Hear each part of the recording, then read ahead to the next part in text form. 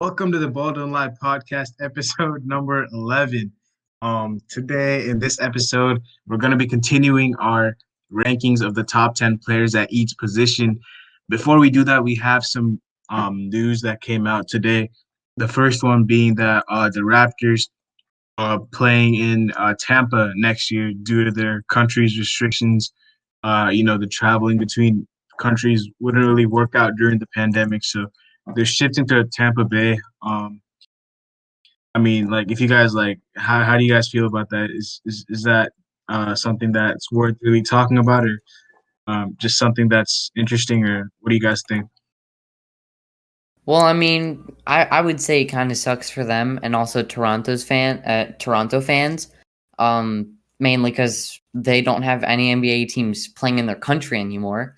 But I mean, I live in Florida, so I might drop in for some games depending on where they play. But I mean, it would just be unfortunate how they would probably have to rent a place somewhere in Tampa, I guess, if they're going to be playing there the whole entire season. So it's unfortunate, but it's how 2020 plays.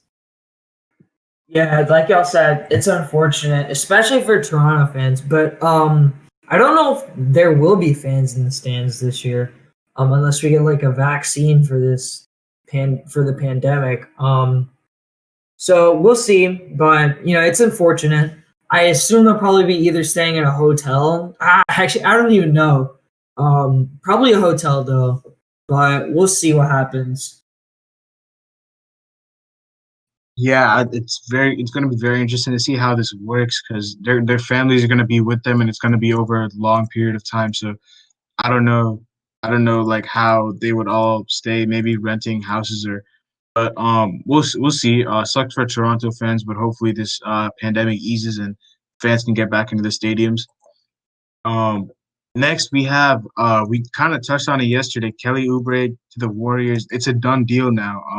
It kind of just came up yesterday while we were recording our draft episode, and it's a done deal. So uh Kelly Oubre, man, I mean, with Klay Thompson out, he's gonna give them more wing depth.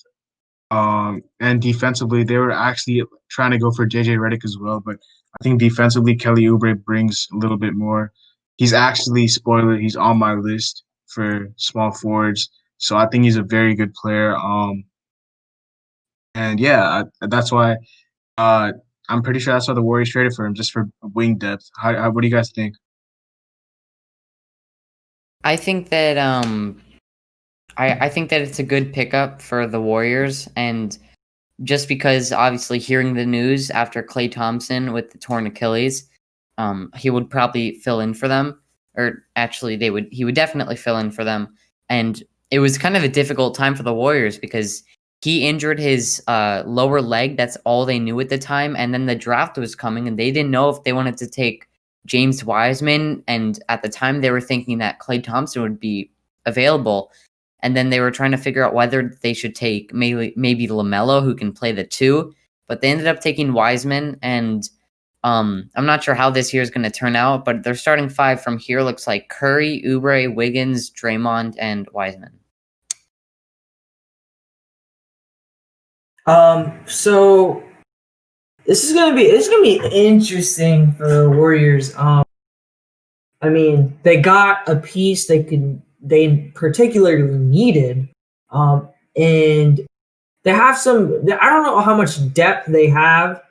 They have some nice pieces from last year, like Marquise Chris.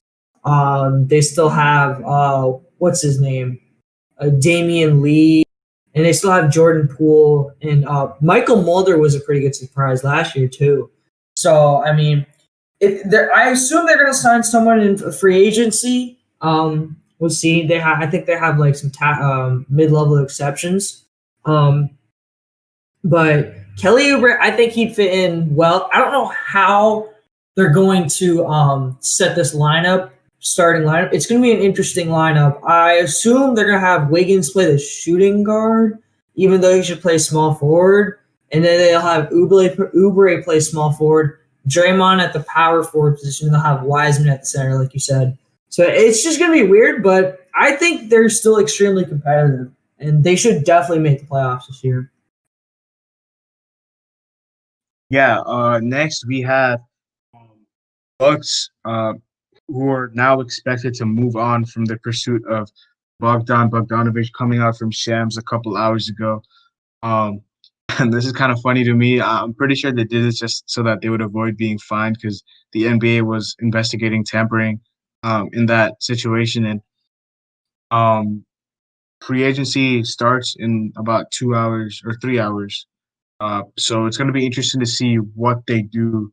Um, because I mean they kind of messed it up, both the Bucks and the Kings, because the Bucks already like traded away, or they were going to trade away DiVincenzo, um, and with DJ Wilson and Ilyasova. They cut Ilyasova, but they still have two other players who they were going to trade, so they're probably unhappy. So the Bucks have a lot to figure out, especially if they want to keep Giannis. Um, but yeah, what do you guys think about this? Um, I really don't know. Again, this is just comical at this point. A trade. I don't know. I don't. The communication on this trade is just really bad. But the Bucks need to go get another piece somehow, some way.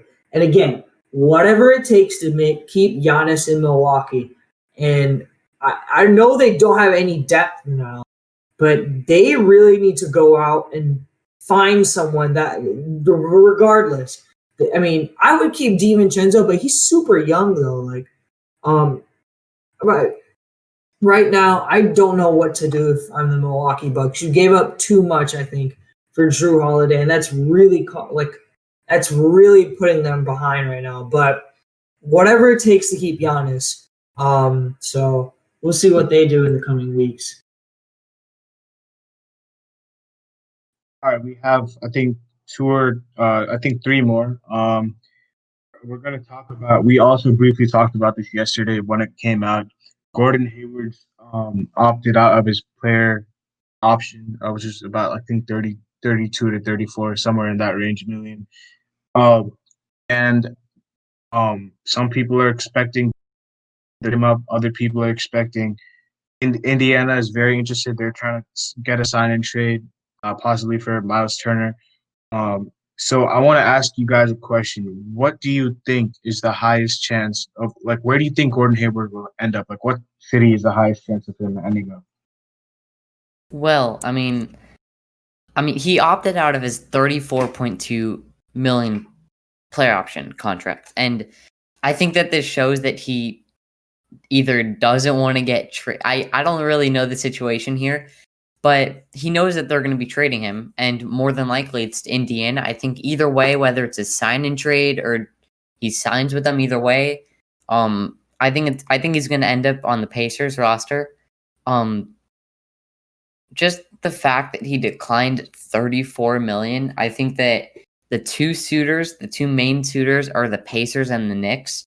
There's reports from somebody that was not Woj or Shams that uh, Gordon Hayward is never going to be in the Celtics jersey again, which I don't believe just because it's not from one of those two. But I think it's going to be interesting to see the situation as free agency opens Friday at 6 o'clock. But the time that this video gets posted, then free agency has already been opened. Y'all know how I feel about this, but I just want to put this out there. Gordon Hayward doesn't owe Boston anything. The way the fans treated him throughout this season, throughout last season, he just wasn't himself, and the fans just treated him really badly. He doesn't owe Boston anything. But I would like to see him home in Indiana, not only so that he can be with his family, but also so that the Celtics can sign and trade for Miles Turner. This would actually work perfectly because if the Pacers were to sign Hayward, they would have to give up something because they'd be over the luxury tax and over the cap, I think. So that would mean they would have to trade someone away. I'd assume that would be Miles Turner because he really doesn't fit with Sabonis anyways. So that would be the best option for Hayward. I've been seeing the Knicks, but I'll tell you what. If Gordon Hayward signs with the Knicks, like his career is just basically going to be like, I feel like he wants to compete and he can compete with Indiana, but with the Knicks, he's just not going to be able to. So I'd assume he's going to go to the Pacers, and Miles Turner will, in return, go to the Celtics. Yeah, I don't even know what he wants because he obviously doesn't care about the money because he opted out of his huge deal. But the Celtics are also out of the three teams that he could possibly go to: the Celtics, Pacers, and Knicks. Not saying that other teams can't be in play, but these are like the main teams that he could go to. The Celtics are most ready to win a championship as well. So it seems, but I mean, I know that like he probably knows that the Celtics are going to trade him, but if he wants to contend, he probably over the Knicks, he'd probably choose Indiana. Um, so if I had to pick one, I'd probably pick Indiana as well. Probably Miles Turner going back to the Celtics, but we'll see. Next, we have report Raptors are expected to pursue Tristan Thompson in free agency. Uh, so Tristan Thompson, I mean, like this probably means that Serge Ibaka is gone because he's obviously a backup center or a starting center possibly for them that they would need. Even like Marc Gasol is gone as well because I think he went over to Spain and he retired from the NBA. I don't know if he officially retired, but he probably is going to retire. So Tristan Thompson, he's a Canada native. So I mean, I guess like he could be okay. Like he's kind of fallen off from his 2016 championship days, but I think he can be serviceable as a backup.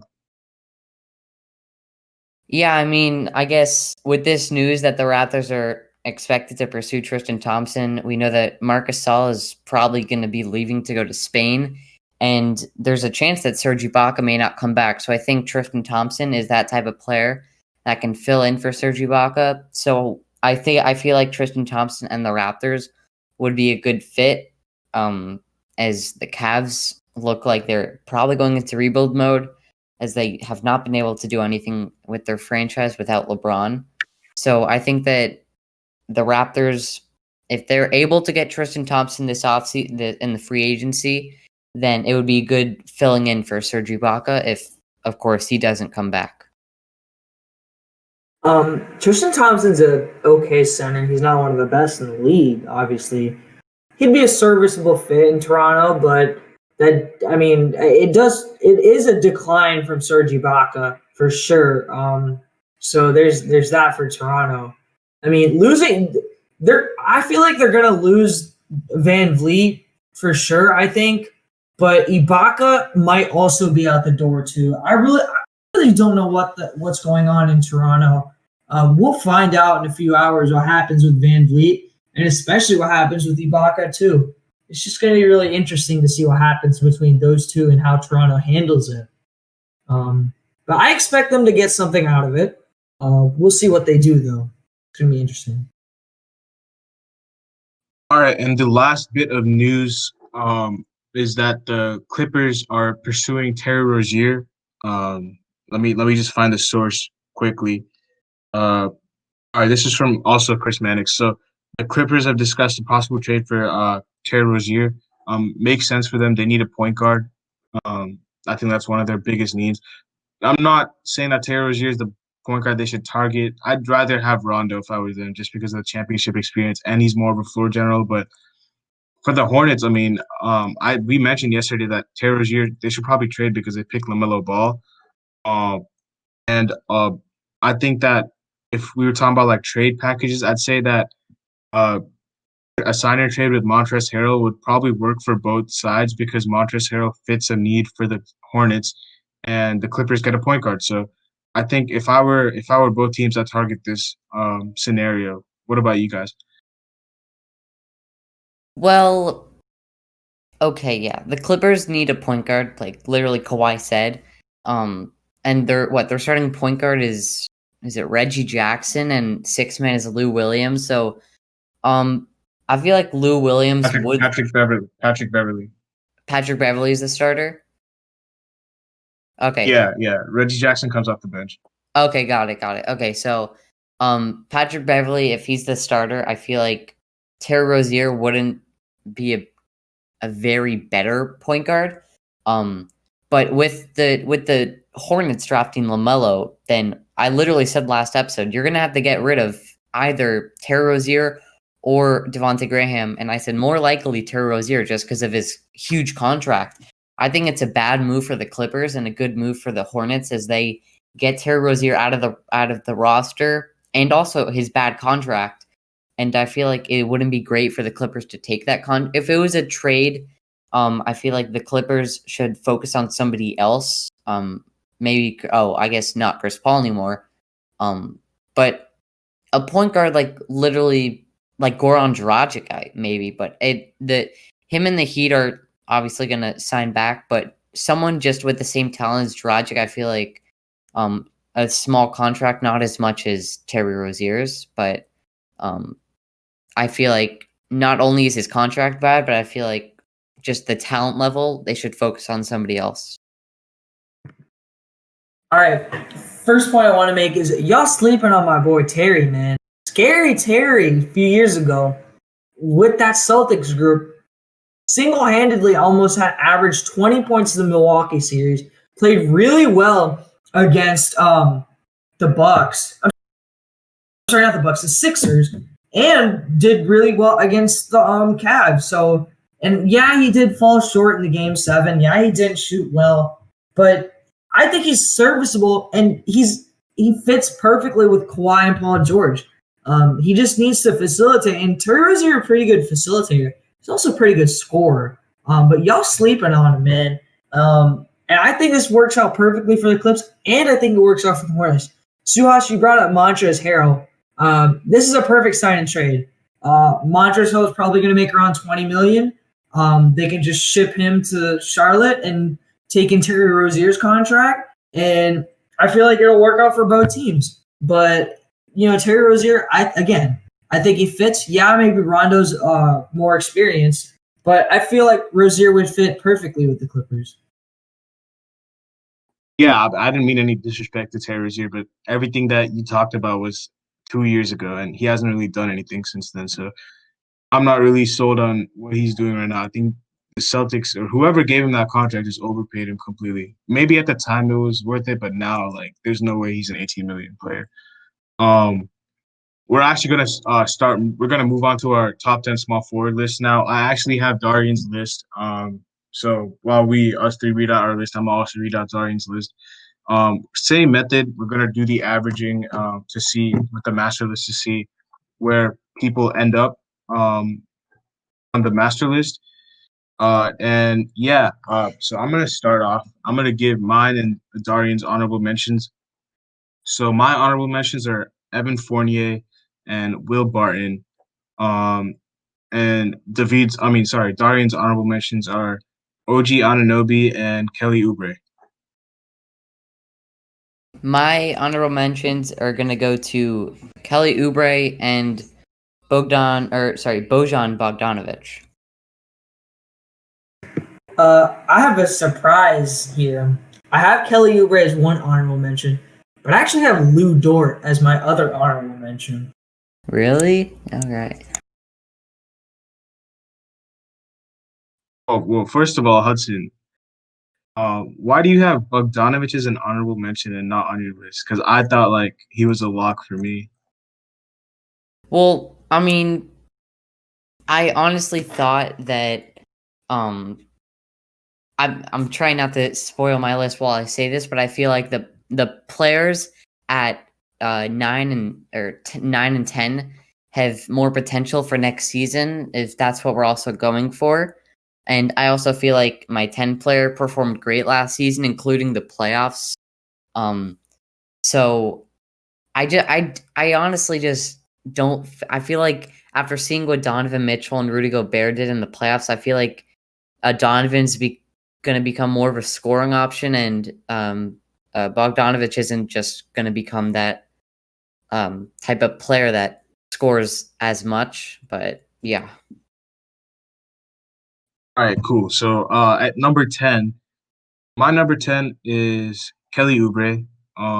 For the simple fact that he's a very serviceable player on any team. He can score and defend pretty well. He's just a guy he's kind of like a Swiss Army knife that can do a lot of things. Very explosive athlete as well. I just think that he's a very good all-around player, but I think the guys above him have just shown a little bit more. especially in like higher pressure situations. So that's why I have him at number 10. Darian. I keep calling him David. Darian has Andrew Wiggins at number. No, Darian has Will Barton at number 10. Because he's a very good defender and he plays his role very well on the Denver Nuggets. Okay, but I mean, at my number 10, I was talking about him a bit before. I have OG Anunoby. I'm not sure if you guys have him way higher or just not at all on your list, but I think he performed great last year. He shot 58% from the field last season, and he averaged about 11 and 5, I'm pretty sure. And I think that he's been improving every year from 6 to 8 points to now 11, and I think that he performed great in the playoffs. We all remember, I'm pretty sure Tejas probably does as most that game 3. But I think that that's not the only reason. I think he's a great he's a really, really great defender, and he's a great scorer. And I think that he's going to be improving next season, and he's going to be scoring more. All right. Before I get to my number 10, how do you have OG Anunoby over Bojan Bogdanovic? Like, seriously, bro. Darian and David hype up Raptors players so much. I'm sorry. Wait. Guys. I have to make this point. OG Anunoby, besides defense, really doesn't have much to do on offense besides sitting in the corner and shooting threes. That's literally all OG Anunoby does on offense. All right. So, but like literally, I have no idea why you would have him over Bogdanovic. Bogdanovic is a 20-point per game scorer, I think. But anyways, at 10 for me, I have Andrew Wiggins. Andrew Wiggins is a really good player. I think he'll fit perfectly this season with the Warriors. He's a nice scorer. His defense needs work. He's a good slasher, and he fits in perfectly with the Warriors. And I think that's why I've got him at 10 on this list. But we have some breaking news. Take it away, Suhas. Pages. So this has to do with your Celtics, so you'd want to pay attention for this. Boy. A 3-team deal. Enes Kanter. Portland is acquiring Enes Kanter. Mario Hezonja and Desmond Bain. Start from the beginning. Okay. Enes Kanter is going to the Trailblazers. Hezonja and Desmond Bain, who's going to Memphis anyway, are going to Memphis. And the Celtics get a future Memphis draft consideration. So actually, no, let me say something real quick. This was actually predictable because earlier in the draft, like when we traded away Desmond Bain to Memphis, I was hearing rumors that OKC was going to give us a second-round pick. Or no, that was for Vincent Poirier. Never mind. I heard that Memphis was going to give us something back. And now that and we all heard rumors that Enes Kanter was out the door. So I can see why this trade happened. Well, yeah, I mean, we all saw, I mean, not saw it coming, I would say, but it was definitely rumored a lot. The Blazers needed another big man behind Yusuf Nurkic, and I find it kind of funny. He's going back to Portland, where he played decently well. He had a terrific season. He had 13 points, 9 rebounds, and 23 games with them in that 2019 or 18 season he was with them. But he's going to be going back there. He and Dame played. All right, I'm going to stop talking about that. But he opted into his $5 million contract, and I guess the Celtics traded him. I personally didn't see any rumors, but I thought to myself that there was some rumors around there. But yeah, Suhas, do you have anything to say about this? Because if not, then we'll move over to 9. Yeah, I don't really understand why the Trailblazers did this. I'm like a complete opposite to you. You already have Zach Collins, Hassan Whiteside, and Yusuf Nurkic. Where is Enes Kanter going to play? They have to be trading someone. Whiteside's a free agent. Hassan Whiteside's going to walk, though. Yeah, Whiteside's a free agent. Yeah, he's a free agent this year. That's why. That's probably why they made that trade, because they know that Whiteside's going to leave. All right, that was my mistake then. So if Hassan Whiteside's a free agent, then he's probably gone. I don't know, but so they probably don't want to pay Hassan Whiteside that money. Um, so he's probably walking. So in that case, I guess that's fine. From a Celtics perspective, um, I don't know. I mean, I guess like Tay just watches them more than I do, but I thought they would like need more centers and getting rid of more centers, especially because he's on. Isn't he like only on? Did he accept or decline his player option? So He what he happened was he he accepted it. accepted he accepted The, his $5 million Oh, sign and player trade. option. yeah, it was like, no, it was just a straight up trade. But the problem is that the thing with Canner is he's such a liability, such a On liability. defense. Teams pick him apart and pick a roll. And every single game last year, like when Canner got on the floor, I was dead scared because this man was just getting absolutely abused and I think that's the reason why we traded him. Yeah, I mean, yeah, I mean, Kenner. The only thing about Kenner was that I thought like the Celtics were doing well against the Heat with him because he was tearing apart Kelly Olynyk because none of the other centers could like actually like do much against our backup centers. But I think yeah, defensively it does make sense. He is a liability, so I guess it's an okay trade. And for Memphis, they get Desmond Bane and Hazonia, so two young pieces. Uh, but so our tens were Barton, Bogdanovich. No, Barton, Anunoby. I think I had Kelly Oubre, and then Tatus had Wiggins. So we're gonna have to see who's our 10 once we do our number 9. So my number 9 is Andrew Wiggins. Same as Tatus is number 10, and I'm gonna read you Darian's number 9 real quick. So Darian also had Andrew Wiggins at number 9. And I think that's gonna make Andrew Wiggins our 10 if two of us have him at number 9 and Tatus has him at number 10 because defensively, he's very bad, but I think he's very underrated. I didn't even know he averaged 22 this year, so I think he gets a lot of stick because he was so hyped up, but I don't think he's that bad of a player. So yeah, it's gonna be interesting to see what the Warriors do with him, but I have him at number 9. Yeah, I actually have Andrew Wiggins at number 9. You said that he's not a good defensive player, I'll tell you that, but he's definitely not living up to the hype as a number 1 overall pick. But his offense is definitely underrated. I think he's going to be scoring a lot more than first anticipated after Klay Thompson is out. And I think that I guess last year would have been the best chance for him, but now realizing it, Steph and Klay were out. So yeah, I think that this could be another year for Andrew Wiggins to improve his offense, and I think that he's a very underrated player. At 9, I have Bojan Bogdanovic of the Jazz. I mentioned it before when I was talking to Hudson about it. Bogdanovic is a 20-point per game scorer, and arguably the Jazz could have made it to the second round easily if he was, and maybe they could have made it even further if this same Clippers collapse happened. But I doubt that happened. But Bogdanovic is a 20-point per game scorer, and that was the offense they were missing in the playoffs. He's a really good scorer, and when he gets going, he's just so smooth with it. But defensively, he's a little whacked. But I really like his game, and that's why I've got him at 9.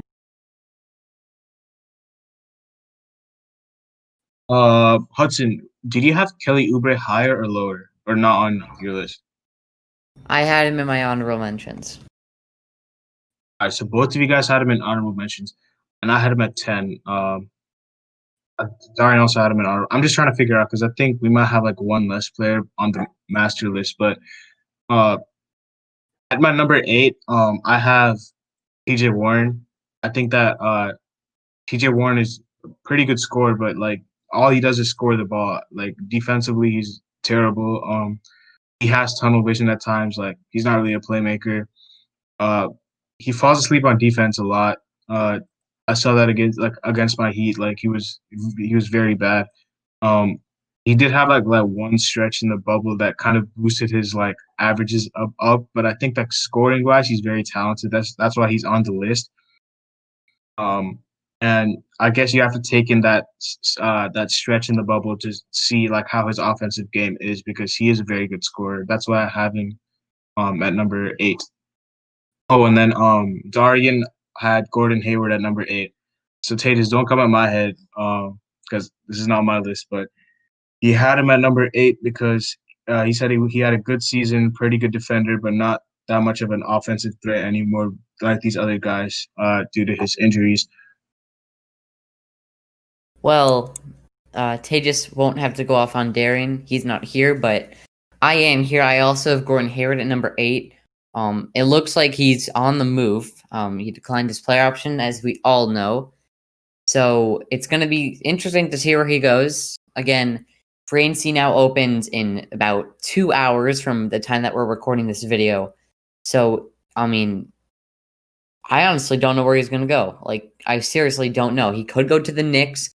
It depends who the Knicks throw their contract at. Could be Fred VanVleet, could be Gordon Hayward, but whoever it is, I feel like he's not gonna be as good as he was on the Celtics. And he's a decent defensive player. He's not great, but he's a good scorer. And that ankle injury, of course, kind of ruined his career. But I think that he's improving each year, and I think that maybe not improving each year, but he's a good scorer, and depending on what team he goes, He'll having him get at number 8. better, but that's why I've got him at 8 for right now. Sorry, I was muted. I was muted. That's fine. Hayward. I think that reasons that you guys said. I think that Gordon Hayward, he had a pretty good season for someone that wasn't really like a higher option on a very good team. But I think that I don't know, like he doesn't really excel at one thing anymore. He's just kind of like he's an all around player, which is why I don't have him higher. He just like I can't really point to him and say, wow, he's gonna do something like outstandingly well. Which is why he's higher on the list because he does those things very well, but he doesn't excel at one thing, which is why I don't have him higher. But I think it's very close. He was almost a little bit higher than me, but I had to put these guys higher than him. Um, and speaking of Darian's list, Darian has at number 7 TJ Warren because he's like we said, he's a very good scorer. He averaged 22 points approximately, and he showed his offensive talent in the bubble. Yeah. Well, at my number 7, I have DeMar DeRozan. Now the Spurs did not make the playoffs this season, but I'm pretty sure that they were the 9th seed or the 10th seed at most. He's definitely in a ton of trade rumors. Like, I'm pretty sure, like all trade rumors, but he did very really well. He did very well last year with 22 points. I think he had one of his best seasons this year. Definitely not as much as Toronto, but I think he's been doing really really well lately. And with the Spurs, I'm pretty sure I completely forgot who the Spurs took. Did they take Tyrese Halliburton? No, somebody else. It was So they took Devin Vassell. Devin Devin Vassell. Vassell. Yeah. I forgot about that. But yeah, I think that DeMar DeRozan has proved himself in San Antonio, but he's getting kind of old. I forgot how old he is.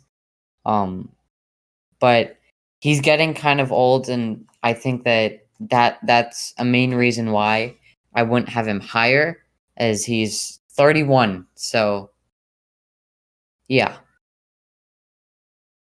At 7, I have Will Barton. I really like Will Barton as a player. He's a really good scorer. He's a good passer. He didn't even play in the bubble at all, and people are kind of forgetting about that. Will Barton, he's an okay defender, but he's really improved in terms of scoring and passing. And I felt like if the Nuggets had him, he's gonna really improve.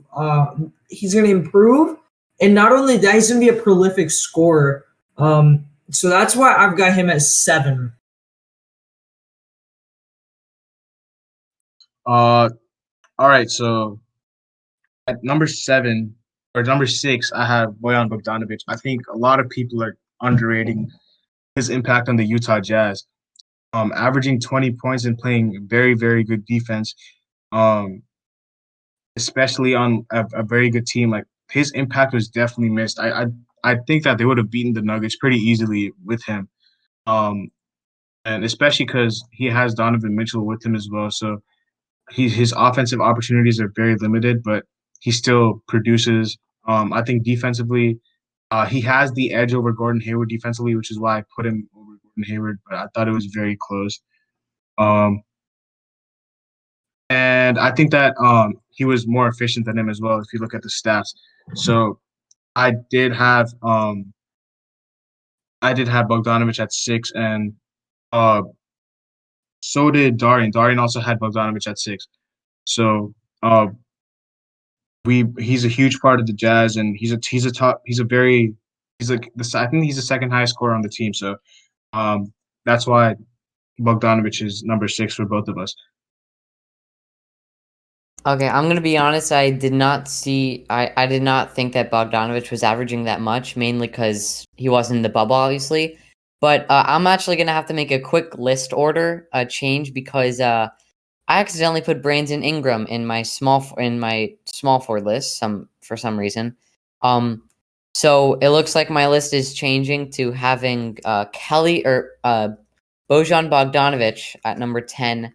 Then I have OG Anunoby at 9, Andrew Wiggins at 8, Gordon Hayward at 7, uh, and I guess now DeMar DeRozan is my 6.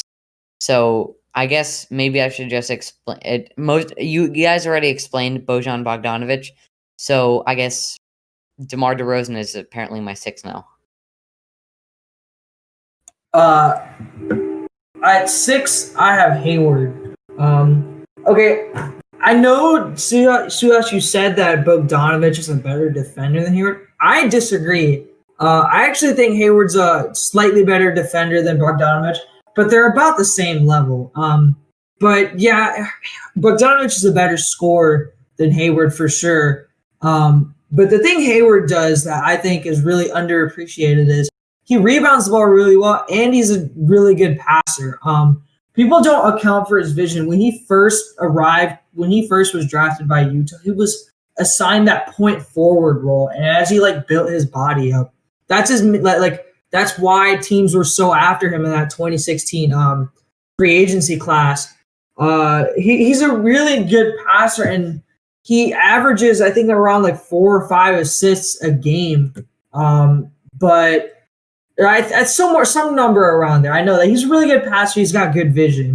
And I think that's something that's underappreciated about Gordon Hayward. It sucks his ankle injury derailed him a lot this year and in the previous years.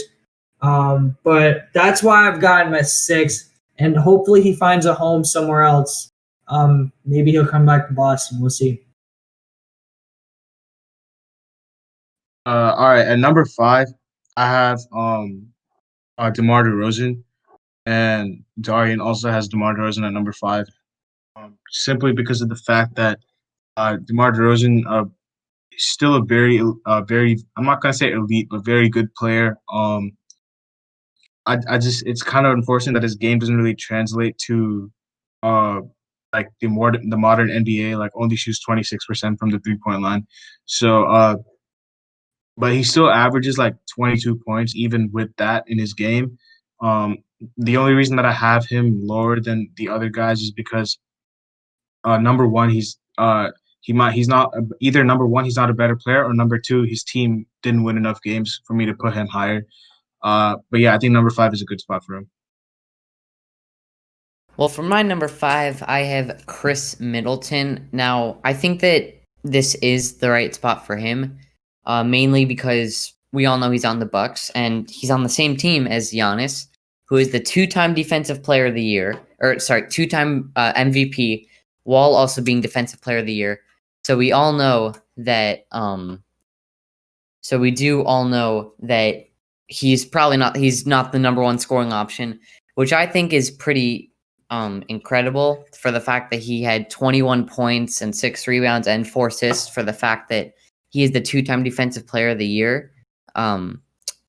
but or two-time MVP, sorry, but yeah, he's been an all-star for the past 2 years, and I think he just keeps on improving as he's only 28, so that's the main reason I have him there. At 5, I also have DeMar DeRozan. It was literally just 2 years ago before he got traded away from Toronto that he was an All-Star starter, and he was I'm pretty sure he was an All NBA player as well. Going to San Antonio, he really didn't have that team around him, but he's still a good mid-range scorer. He needs to work on that three ball. His defense is all right, but he's a good player. He's not elite like he used to be, and that's why I have him at 5 on this list. Okay, Hudson, did you make a mistake in your list? And if you did, like, just it's fine, just say it because I don't know how Chris Middleton was number 5 if you already said DeMar DeRozan. Yep. So I've made my second mistake. Completely forgot that we included LeBron in our point guard list, and I included him as a small forward. So my new list probably turns into Kelly Oubre, Bojan Bogdanovic, or actually no, I'm gonna actually switch it up quickly. My number 10 is gonna go to T.J. Warren. My number 9 is Bojan Bogdanovic. My number 8 is OG Anunoby, number 7, Andrew Wiggins, number 6, Gordon Hayward, number 5, DeMar DeRozan, and number 4, Chris Middleton. Okay, so that's why we have honorable mentions, ladies and gentlemen. So if we have mistakes in our list, it's very easy to slide people in. Just so if you guys were wondering, but so your 5 is who's your 5? Your 5 is DeRozan, right? And your 4 is Middleton because you already explained your 4. Yep, my 5 is DeRozan and my 4 is Middleton. Cool. So okay, cool. At number you just did. Oh yeah, number 4, I also have Chris Middleton. I think him and DeRozan are very close for me. I think the top 3 are pretty self-explanatory, but him and DeRozan were very close. The reason I have Middleton higher is because number 1, he scored what he did on a winning team, number 1 seed, best record in the whole league. Number 2, he did this alongside the MVP, so he probably would have scored more by himself. Number 3, he was 50-40-90 club this year, so he was way more efficient than DeMar DeRozan. And yeah, so I think that's why I had Middleton higher. Darian, I'm pretty sure, also had Middleton here. Yeah, he did. He had Middleton here. I also had Middleton at 4. He's a 20-point per game scorer on a championship contending team. Not only that he's an all-star, he just fits with Giannis, I think. He just does, but I feel like they need another star, but maybe Middleton's not the guy either that Giannis needs, but he's a good player overall. He's his three ball, if he gets going, oh boy. But he's not that flashy type of guy. He's really underrated, Chris Middleton. I feel like more people don't recognize that he's averaging 20 alongside the MVP. But for those reasons, that's why I've got him at 4 on this list. At number 3, I have Jimmy Butler. Jimmy Butler is not top 3 at small forward on anyone's list. I think you guys are highly disrespecting him, but I think you guys all probably have Jimmy Butler top 3, so that's good. Very few players in NBA history can take that Miami Heat team to the NBA Finals in their first year with that team. And Jimmy Butler was one of those players in NBA history who could be able to do that. And defensively elite, offensively when he needs to, he can turn on the switch. That's what I love about him. He doesn't have to score. He's even said this himself. If I score 5 points and we win, I don't care. Like, he doesn't have to score 30 in order for the Heat to win. He can if he wants to. That's the thing about Jimmy Butler that makes him so good. Leadership-wise, probably top 3 leaders in the league. And I mean, overachieved. The Heat team overachieved in a lot of people's eyes. So yeah, he's a lock for top three. He's just not better than he's not a better player than number two and number one, but top three is a very good spot for him. And I think Darian also had him third as well. All right. Well, at my number three spot, I have Kevin Durant. Um, Listen, I'm joking. If Tejas was about to go Whoa, off on me, whoa. I'm joking. I am joking. I also, I also have Jimmy Butler. I mean, Suhas, me and you were both Heat fans, and so LeBron James and Anthony Davis, and we have such high expectations for next year. There's rumors about us getting Danilo Gallinari. We're bringing back Dragic and Crowder, and Hero and Nunn are going to be getting better. This was Duncan's first year being like actually like getting some minutes other than 2 minutes a game. So this team, look out for this team next year with Jimmy Butler being that leader. I have Kawhi Leonard. No, I'm kidding. I have Jimmy Butler too. At three. I mean, what he did this year is just absolutely. It's just absurd. Leading that team past Milwaukee, past Boston, and single-handedly stole 2 games away from the Lakers. I mean, there's literally nothing more you can say about this man. I love Jimmy Butler. He's one of my top 5 favorite players outside of the Celtics. But I didn't think he had it. I didn't think he had it in him. He always kept losing before the second round every single year. And this year, he did it. He took his team to the finals and almost single-handedly pulled back the series. Good for him. He proved that he can lead a team. And he's going to drag free agents to Miami now to play beside him because he's brought a Heat culture. He's brought the intensity back. He wants to be part of that Heat culture. And I think he's going to show a lot of people that he is ready to be the star in that team. He already is. That's why he already is part of a Heat culture. That's what I was saying. That he's going to bring more people into part of Heat culture. And that's why I've got him at 3 on this list. Number 2, I have Kawhi Leonard.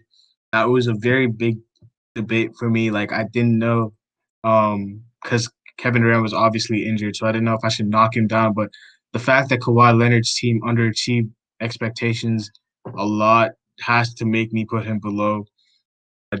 Like I know that it was mainly Paul George, but Kawhi Leonard in Game 7 had about 10 points, I think, and that's unacceptable for a guy that's completely like a lot of people regard him as someone who's competing with LeBron to be the best player.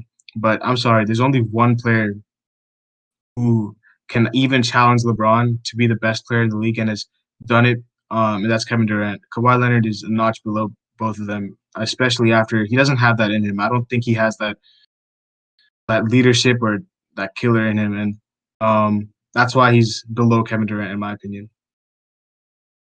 All right, so I'm gonna get to my opinion in a second, but we have some news from Woj here, or what? I'm sorry, I don't know how to pronounce it, but Fred VanVleet is very likely to return to the Raptors, which is very big news for Raptors. But I'm looking forward to watching him in Tampa, I guess. But this is kind of surprising to me. I honestly thought that he would go to the Knicks. But if you guys want to talk about that in a second, I'm just going to give my number 2 quickly. It's Kevin Durant. I do agree with Suhas with the fact that they were overestimated, or not that they were overestimated. They were estimated just right to make it to the conference finals, but they underplayed and they played terrible. And Kawhi Leonard, okay, he played bad. But again, this is their first year. I don't expect that new duo to make it to the conference finals or the finals and do all that stuff in their first year. Now, LeBron and Anthony Davis are different just because LeBron had Frank Vogel as his coach for a year, or actually, I'm not sure about that, but I know that he had Kuzma on his team. He had most of the guys on that team on his team last year, and he already built up some chemistry, and he showed that chemistry to Anthony Davis, opposed to Kawhi and Paul George both joining a new team and having to do all that chemistry and stuff. But Yeah, the only reason I have Kevin Durant high at number 2 is just because we all know torn Achilles or ACL, whatever it was, they don't get back to their usual place. I think Kawhi is gonna finally get that team chemistry back, and he'll be back to his normal play style next season as he was on the Raptors championship year.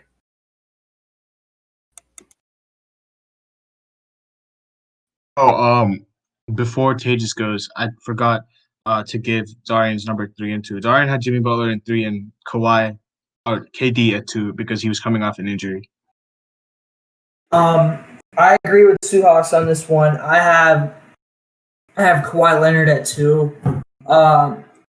You mentioned this before. There's only one person competing for that title with LeBron, and I think that's Kevin Durant. Kawhi Leonard, last year I think was sort of a fluke. He didn't have to play against the competitive Warriors, and I doubt if Clay didn't get injured that Game 6, I don't think they would have beaten them in 7. I just don't think so. And if they had KD too, I mean, definitely not. But I mean, Kawhi Leonard, he's a great two-way player. He's two-way, but he's not. He doesn't have that killer instinct. He doesn't have that leadership mentality. He doesn't have it like LeBron and KD do, which is why I've got him at 2 on this list. At number 1, I have Kevin Durant. Very, very like Tejas said, and like I said before, there's only one person who is capable of taking LeBron's throne as the greatest player in the league, and that's Kevin Durant. On one leg, this man last year was giving buckets to the Raptors before he got injured again. I don't know if you guys remember, but they were up big, and they ended up winning that game too because of how strongly they started. But before he got injured, he was just pulling up in Kawhi's face, left, right, and center. And I don't really expect like whatever injury to have affect him that much because his game is not predicated on athleticism. It's just him. He's not gonna lose his height or length, and that's what his game is. Just shooting over people. Like it's unfair. Like I think he's the best scorer of all time. Like skill wise, like ability wise, having a 7 foot guard is unfair. This man can shoot from anywhere on the court. He can move like a guard at 7 feet. Like I know it says 6'10", but he's legitimately 7 feet. If you saw that picture with him standing with DeMarcus Cousins, he was taller with Team USA. Um, and yeah, like I just don't think Kawhi's on his level. I think the only player that is above Kevin Durant or is on Kevin Durant's level is LeBron James. So that's why I have him at number 1. Well, you guys know my number 2. It's Kawhi, meaning that number 1 is obviously Kawhi Leonard, and I think that the Clippers have a huge chance to get back to where they were expected to go. Now, Kevin Durant and Kyrie Irving, I would probably have Kevin Durant higher, or actually, sorry, I don't know what I'm saying, but I think that Kawhi Leonard is going to be someone to look out for next season. There's not going to be many people thinking he's going to, show out after this past season, but I think he's got the chemistry. Now, the only problem I have with this is that Ty Lue's the new coach. And now the only solution I have with this is that the players wanted Ty Lue. So I think that, or I'm pretty sure they said that mainly Kawhi wanted Ty Lue to be head coach. So I think that this might improve the team a lot, as a whole new coach could result in a whole new result in the team. I have Kevin Durant at 1. You said it before, Suhas. It's just unfair. The way this man shoots over people, it is unfair. He can pull up from anywhere on the court, like anywhere, and it's just unfair. And defensively, he's versatile. He's not the greatest defender like Kawhi is, but he's average. He'll play some defense if he wants to. And his game, that Achilles injury is not going to affect him that much because he doesn't. His game isn't about dunking and jumping at the rim. It's shooting, pure shooting. And I think he'll be better back than ever, and I think he's going to take the mantle of the number one spot on this list. But LeBron is still above him, but I've got him over Leonard for that clear reason that he's just got a killer instinct. Like he knows when to take over the game, and he will take over the game. And that's why I've got him at 1. This part got cut out, so I'm just doing a quick voiceover. But thank you guys so much for watching. Make sure to like and subscribe if you're not yet. We appreciate all the support we're getting lately. We'll be responding to all basketball-related comments. So, yeah, comment whatever you think you want, and we'll be responding. Again, thank you for all the support. Make sure to subscribe if you're not, because 75% of you guys aren't. Again, thank you for watching, even though I said that 3 times. But, yeah, peace.